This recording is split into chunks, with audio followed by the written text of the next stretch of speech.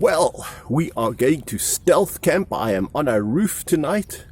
We are going to stealth camp on the first day of the Feast of Debris Shelters. Let me show you the place and the view.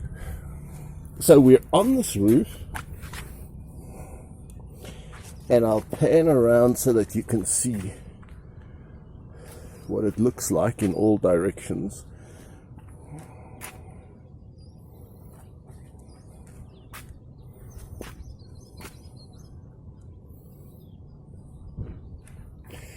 Now, my thinking is this, that the one thing that people don't mind seeing and probably expect perhaps to see is people doing a little bit of gardening on the top of a flat roof. So we're going to disguise ourselves as a little rooftop garden. So the first thing I'm going to do is I'm going to lash 3 sticks into an A-frame, and then I'm going to cover it with the branches I've just cut down.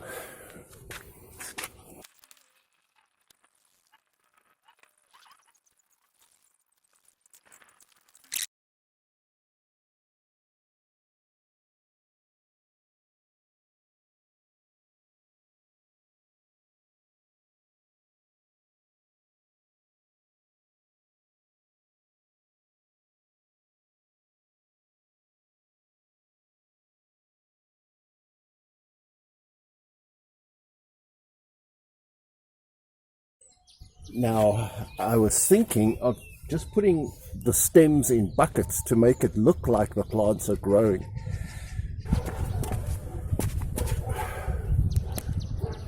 Now we are going to tie these palm leaves onto the bottom half. Our biggest problem is with the wind trying to blow it over. So we have tied our shelter to that rock, that brick.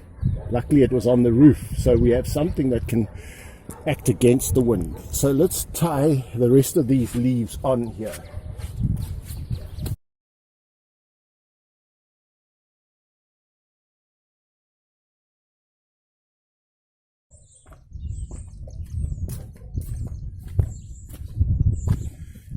Now, to complete the disguise, we brought these pots, and we're going to put the branches, the base of each leaf or branch, in a pot to make it look like we are gardening.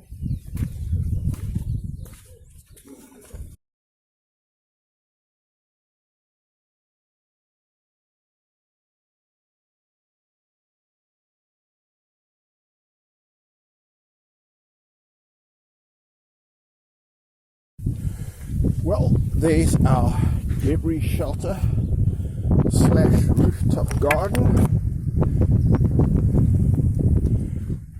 all ready for tonight's stealth shelter under the full moon. Yay! And the full moon is going to be rising just there tonight. Well, it's the Feast of Debris Shelters, so let's get on with the feasting. We got some meat, goulash. Let's put a bit of oil in.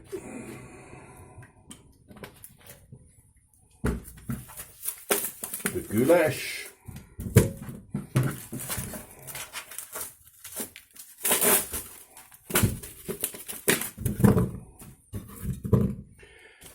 Then we need some cabbage. Well, let's put in some onions first.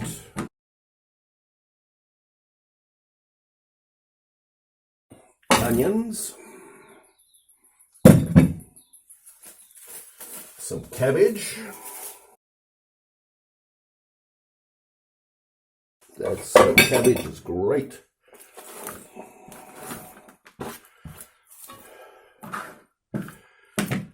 Then we need butternut squash.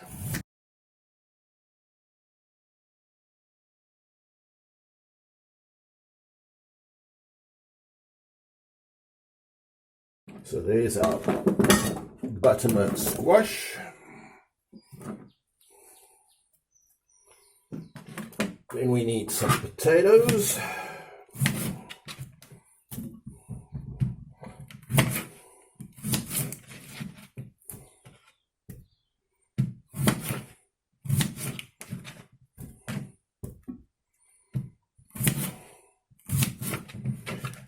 Then we need some stock cubes.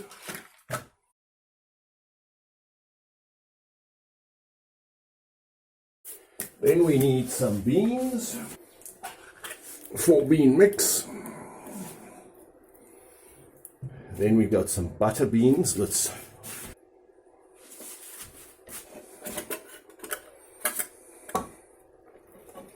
So there's our butter beans. And then we have a lid that's going to go on top, and then that's going to go on the fire. So there we go. Well, here we have a wood fireplace.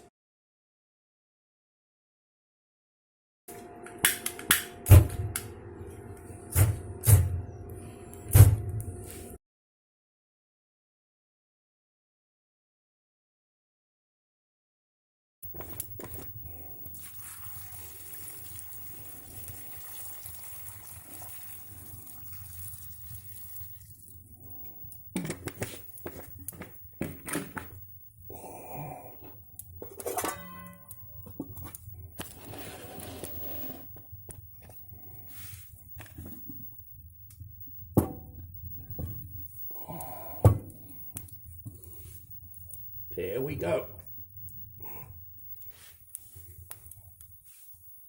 Gravy powder, wine, bit of apricot jam, herbs.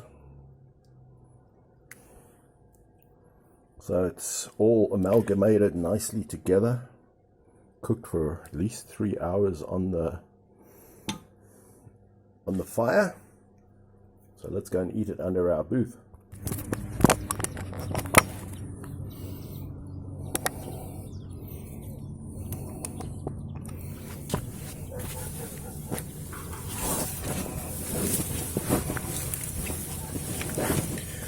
Well, here we are in our debris shelter.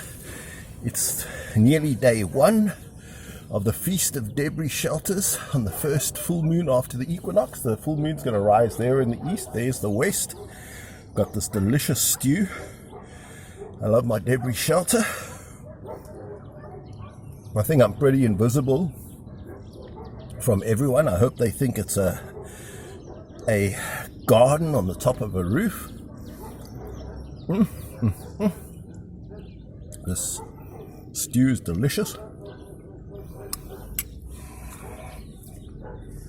Chose tonight because it's so important to check your weather. This was the night with the least wind. There's no wind at the moment, and that's what they said it would be. Virtually no wind. And all the rest of the nights I want to build a different shelter each night. And I wanted to do one on the roof and on a windless night, because you don't want your debris shelter to get blown away. You can't exactly anchor it down. So it withstood a whole lot of wind the whole day. Now, if God made everything, if there is a God, and if he is smart enough to make this world, meaning that all those fancy textbooks full of formulae, they only scratch the surface of any topic. Compared to these professors, etc., God knows so much more. So if God is so smart, why is it that he told the Israelites, and then later spread to everyone, that on the first equinox after the full moon, in September, October, you must build a debris shelter? What possible? It sounds so ridiculous that the God's as sophisticated as the one we know would tell people to build a debris shelter and sleep in it for 7 days as a way to rejoice and to appreciate him and to appreciate everything he's done for us during the year. Well, I know I learned something from every stealth camp, so I'm hoping that I'll get some huge insight. Stealth camping, for example, here on the roof. And now I'm going to learn something. Do we because we leave a perfectly good and wonderful home to rough it. I mean, this is kind of roughing it. Do we begin to miss the things, all the wonderful luxuries that we're leaving behind? But I mean, this in itself is fun. Building a booth or a debris shelter is fun, especially if you do it as a family. And everything's supposed to be done as a community. Is it like you look at these leaves, they perfectly green and lush and wonderful. You see over the period of 7 days just how temporary they are. By the end of the 7 days, they will be so fried out and brown and ugly. Is that a lesson? That everything that we enjoy and value in this physical existence is just passing away like that? Because there are scriptures about the grass withers, or a branch that's cut off withers and dies. Are we supposed to learn that lesson? Are we supposed to learn a lesson that a branch cut off from the tree, we the branches, Christ the tree, after a while it looks totally sorry?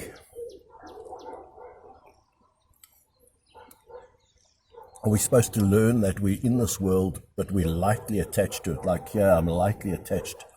The wind could just blow it away. So we're in this world, but not of this world.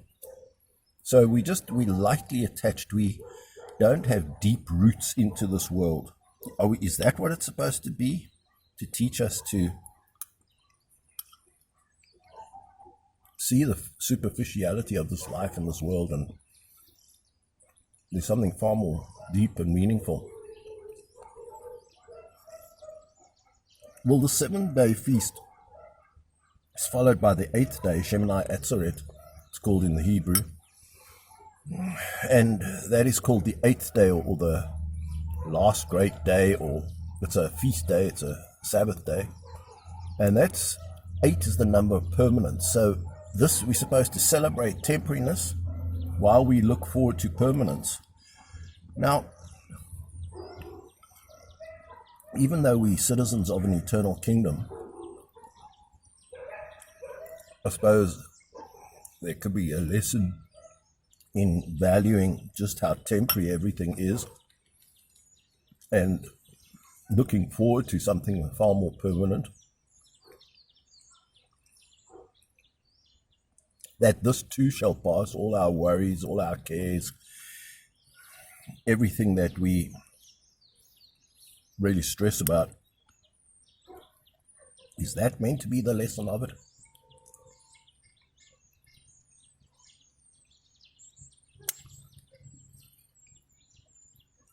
So, if God, of all the possible ways to celebrate Him and to value what He's done for us, came up with this idea of living in a little temporary dwelling made out of sticks, I think it's wonderful to try it out and just to see what lessons. Maybe there's a whole lot more that I'm going to learn that I could perhaps tell you later on.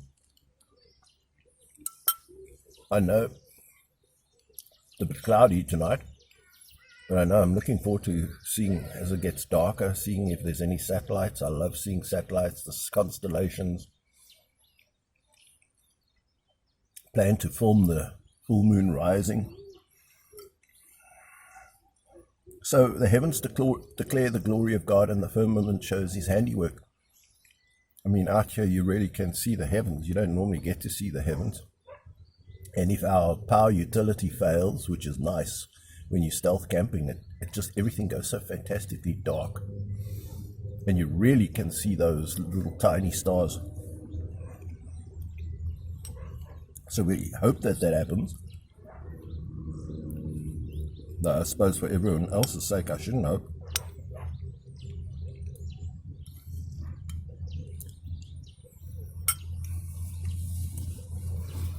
So somehow, through all of this We're supposed to rejoice. We're supposed to think on God. I heard a program on TV today, I think it was a TED Talk, about the marvels of being bored. And I'm just wondering, if you are cut off from your technology and your normal, everything that you normally require to live, you just have time to sit and think. Apparently you get more creative. Because, we don't ever have a time to just sit and be quiet and think and be creative. We always, okay, I'll just go check my Facebook or my whatever, Twitter account or whatever. Or I'll check in with other people, WhatsApp, and there's so many things that we will, instead of just sitting and being quiet. So I really hope that over this next 7 days, we can really just spend a lot of time just being quiet and just,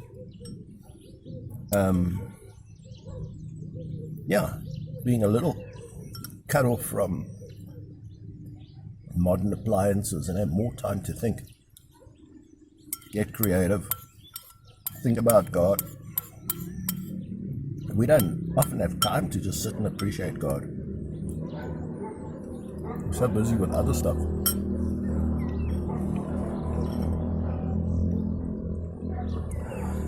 So, this is day 1 of 7.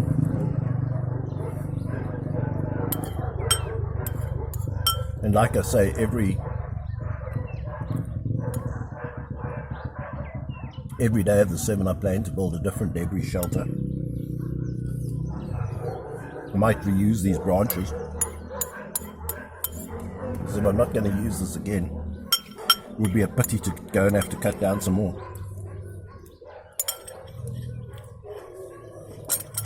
These branches, by the way, are alien vegetation from Australia, and people want us to cut it down, so we're doing everybody a favor by cutting it down. So you don't have to get angry at me for killing these trees. And by the end of these 7 days, they'll make nice firewood.